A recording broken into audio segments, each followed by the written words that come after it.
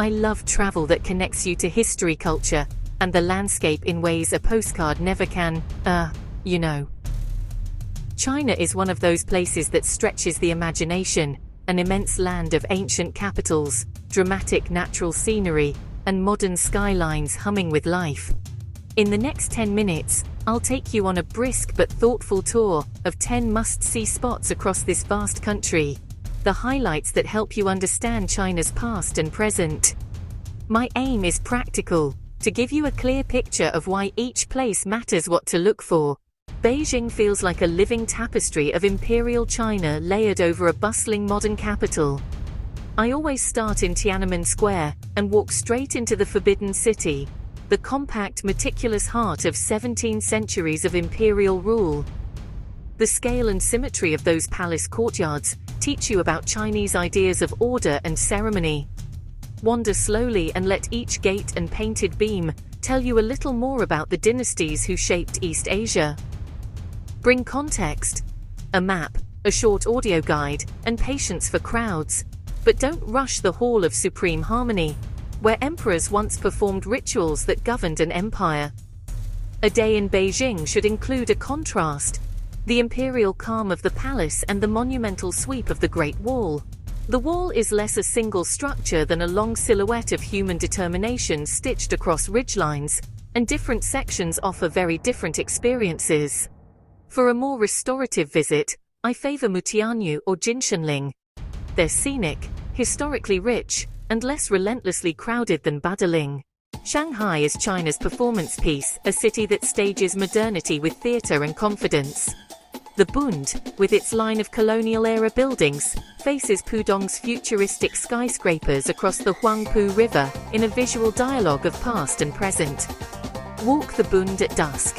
Commemorative stone facades, neon reflections, all humming with commerce, history, and a taste for the cosmopolitan. Oriental Pearl Tower, Shanghai Tower, and Jin Mao is an exercise in vertical ambition, and an evening river cruise reveals the lighting schemes and layered architecture in the most theatrical way. Venture into the French concession for tree-lined avenues, old villas turned cafes, and a relaxed pace that contrasts with downtown energy. I recommend sampling xiao longbao, soup dumplings, and watching how locals enjoy them, part ritual, all pleasure. For photographers, the reflections of neon on the river and the interplay of old facades with mirrored glass make for memorable frames.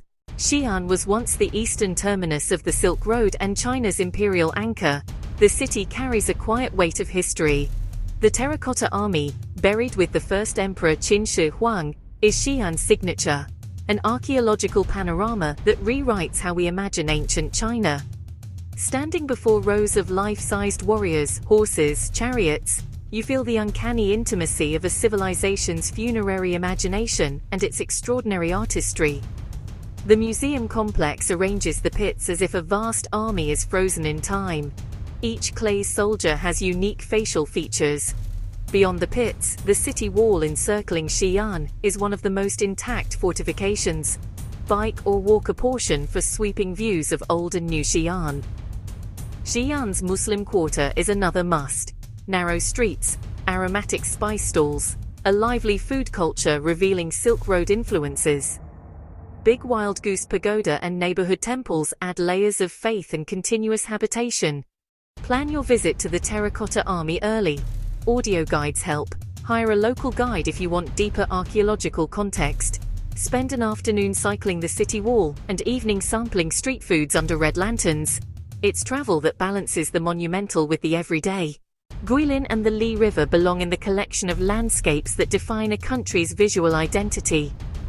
Those karst peaks rising abruptly from rice paddies are nature's sculptures, soft in mist, sharp in sunlight. A river cruise from Guilin to Yangshuo is the classic way to absorb this scenery. You drift past scenes that seem painted, fishermen casting nets, small riverside villages, endless photographic compositions. Yangshuo's countryside invites exploration by bike or bamboo raft, among limestone towers and riverside fields. The pace here slows down. Farmers work terraces, local life goes on in a timeless rhythm. The scene changes minute by minute, misty mornings, glowing sunsets. Consider an early boat for quieter waters or a longer cruise to settle into the landscape. Practical. Travel outside main Chinese holidays. Aim for off-peak times. Bring layers for mist and protect camera gear from river spray. After a day on the water, relax in Yangshuo's cafes or tea houses. Reflect on how landscape shapes a culture's aesthetic sensibility. Chapter 5. Zhangjiajie feels like stepping into a myth. Vertical sandstone pillars thrusting skyward, cloaked in forest and mystery.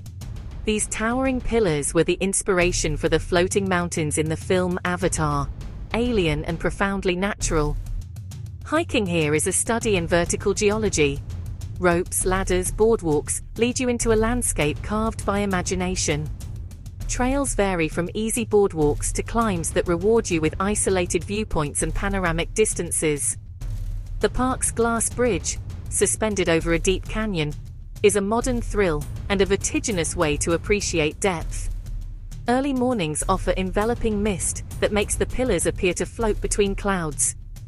Every turn reveals new compositions, mists and pines clinging to rock.